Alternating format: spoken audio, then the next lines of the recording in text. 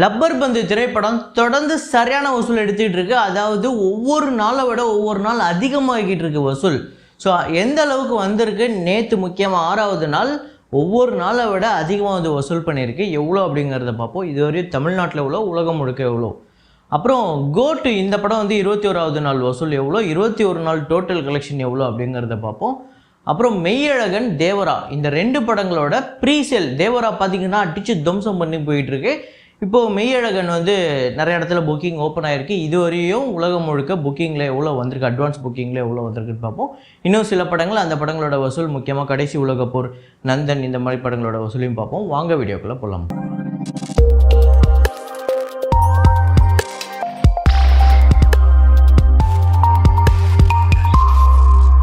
நேற்று வீடியோவில் நான் ஒரு ஃப்ரேம் ஒன்று வச்சுருந்தேன். அதை நிறையா பேர் கரெக்டாக கெஸ் பண்ணியிருந்தீங்க. அது என்ன ஃப்ரேம், என்ன படம் அப்படிங்கிறத இப்போ பார்த்துட்டு வாங்க.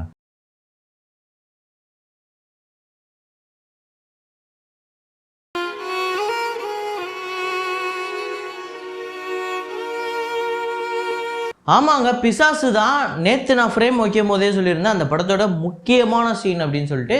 ஒன்றும் இல்லை, அந்த பிசாசாக அந்த பேயாக மாறி வரக்கூடிய ஹீரோயின் அவங்களுக்கு ஒரு ஆக்சிடெண்ட் ஆகிடும். அப்போ அவங்களோட ஒரு செருப்பை அவங்க விட்டு போயிடுவாங்க. அவங்க கீழே விழுந்துடும். ஒரு செருப்போட தான் அவங்கள ஹாஸ்பிட்டல் கூட்டு போவாங்க. அந்த ஒரு செருப்பை இந்த ஹீரோ தான் வச்சுருப்பார். அப்புறம் அவங்களோட அப்பா கிட்ட அந்த ஒரு செருப்பை கொடுப்பாரு. ஸோ அவங்க ஒரு காலில் ஒரு செருப்பை தவற விட்டுட்டு இன்னொரு காலில் போட்டு அந்த ஆட்டோவில் கூப்பிட்டு போகிற அந்த ஃப்ரேம் தான் வச்சுருந்தோம். இதை கரெக்டாக கெஸ் பண்ண முதல் 5 பேர் ஹரிஹரன், ஸ்ரீ பிரவீன், அப்புறம் சிவராம் பிரபு, கோவிந்த், சிம்பு, அப்துல் ஆசாத். இந்த 5 பேர் தான் முதல்ல கரெக்டாக கெஸ் பண்ணியிருக்காங்க. இன்றைக்கி ஒரு ஃப்ரேம் ஒன்று வச்சுருக்கேன். அது என்ன ஃப்ரேம், என்ன படம் அப்படிங்கிறத கெஸ் பண்ணுங்கள்.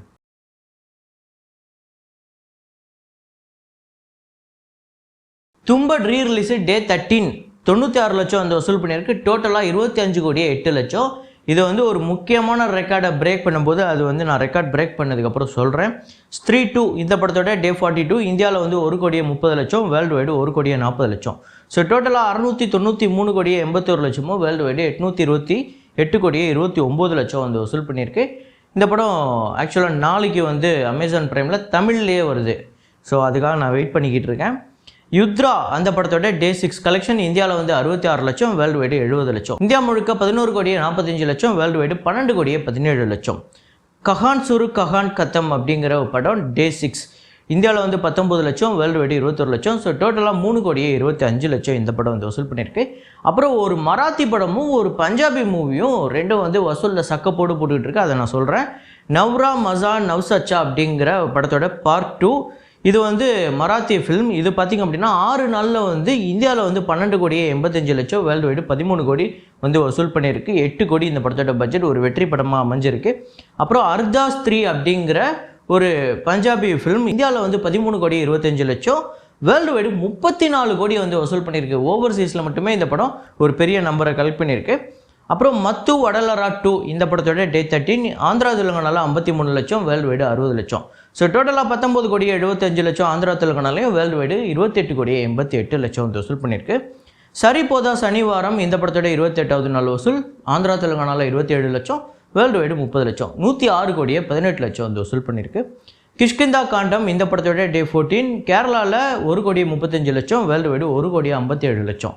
ஸோ டோட்டலாக 53 கோடியே 3 லட்சம் இந்த படம் வந்து வசூல் பண்ணியிருக்கு உலகம் முழுக்க. இதில் கேரளாவில் மட்டுமே 33 கோடிக்கு மேலே. அப்புறம் ஏஆர்எம் அஜெண்டா ரெண்டம் மோஷனம் அப்படிங்கிற மலையாள திரைப்படம் டே 14 கேரளாவில் 1 கோடியே 15 லட்சம், வேர்ல்டு வைடு 1 கோடியே 74 லட்சம்.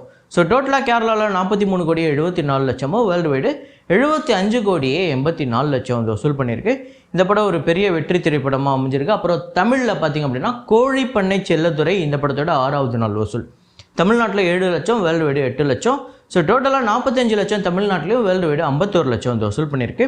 நந்தன் இந்த படத்தோட டே 6 தமிழ்நாட்டில் 13 லட்சம், வேர்ல்டு வைடு 14 லட்சம். ஸோ டோட்டலாக 93 லட்சம் தமிழ்நாட்டிலையும், வேர்ல்டு வைடு 1 கோடியே 3 லட்சம் வந்து வசூல் பண்ணியிருக்கு. இந்த படம் ஒரு 4 கோடி வசூல் பண்ணால் வெற்றி. ஆனால் இப்போ தான் 1 கோடியே வந்திருக்கு.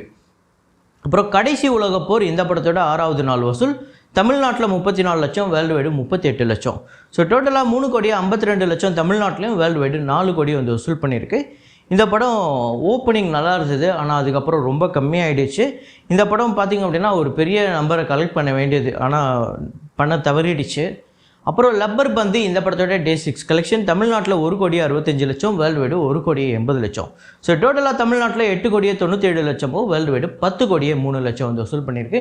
10 கோடியை கடந்திருக்கு. அதாவது வீக் டேஸ்லேயே பாருங்கள், அதாவது டே 1 மண்டே வந்து அதிகம் கலெக்ட் பண்ணிச்சா, மண்டேவோட டியூஸ்டேவோட வெட்னஸ்டே ஒவ்வொரு நாளும் இன்க்ரீஸ் ஆகிட்டு போயிட்டுருக்கு.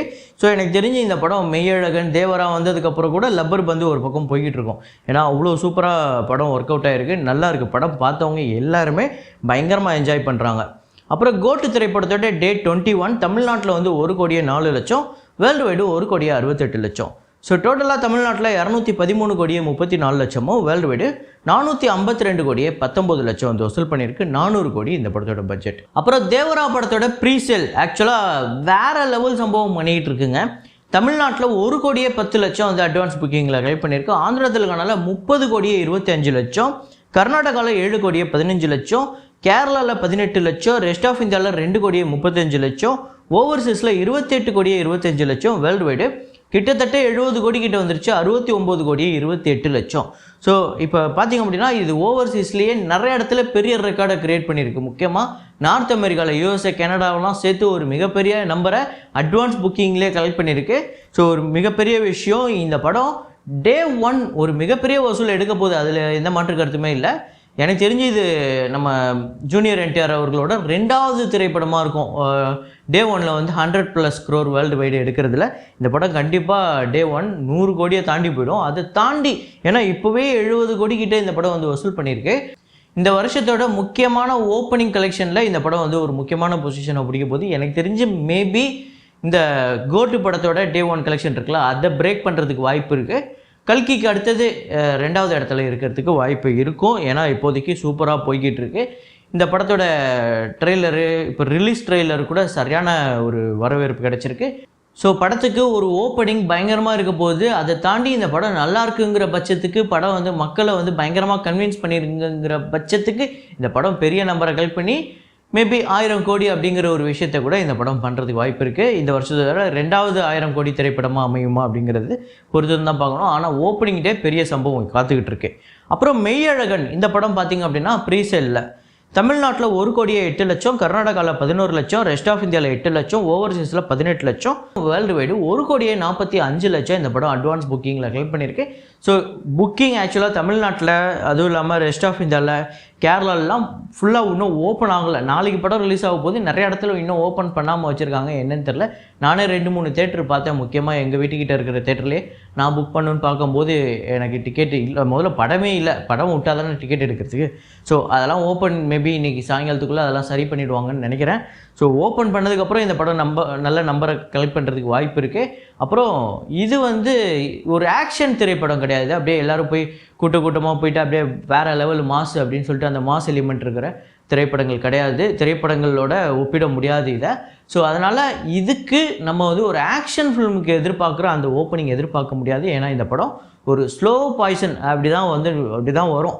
ஏன்னா படம் பார்த்ததுக்கப்புறம் ஆஹா அப்படி இருக்குது இப்படி இருக்குன்னா கண்டிப்பாக இந்த படம் பெரிய லெவலில் ஹிட் ஆக போகுது. நான் இன்னொன்று சொல்கிறேன், நல்லா நோட் பண்ணி வச்சுக்கோங்க. இந்த படம் மேபி பயங்கரமாக ஒர்க் அவுட் ஆகி மக்களை எல்லாரையும் அழுக வச்சு வெளில அனுப்பிச்சதுன்னா இது ஒரு மிகப்பெரிய ட்ரெண்ட் செட்டராக அமையப்போகுது. ஸோ அந்த விஷயத்தில் கார்த்தி எப்போவுமே ஒரு விஷயம் பண்ணுவார்.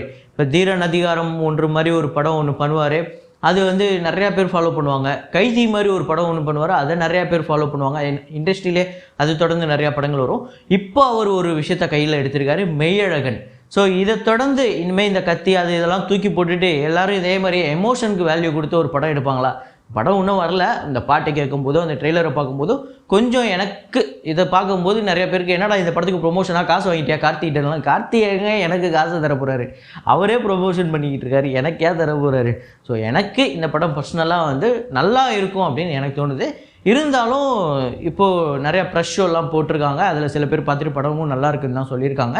இருந்தாலும் நீங்கள் எத்தனை பேர் இந்த படத்தை புக் பண்ணிட்டீங்க, நீங்கள் எத்தனை பேர் இந்த படத்தை பார்க்குறதுக்கு ஆவலாக இருக்கீங்க அப்படிங்கிறத கமெண்ட்டில் போடுங்க. இதே மாதிரி ஒரு வீடியோவில் இதே மாதிரி கலெக்ஷன் போட்டில் மீண்டும் நான் உங்களை சந்திக்கிறேன். Signing off Rahman.